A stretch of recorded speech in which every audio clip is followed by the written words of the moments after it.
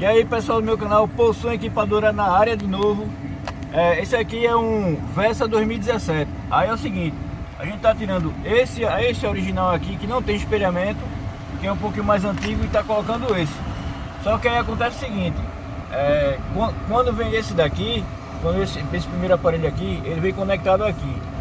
Aí a gente não sabia que era desse conector aqui, que era para encaixar direto no aparelho novo. A gente pensava que era esse daqui, ó. Só que não é. Esse daqui vem escondido por dentro da espuma. Aí o dono do carro foi procurar na Nissan. Aí o pessoal lá explicou: você vai ter que tirar o conector dentro da espuma e já vai conectar direto no novo aparelho. Que tá aqui, ó. Bota aqui. Olha lá, ó. Encaixou de novo.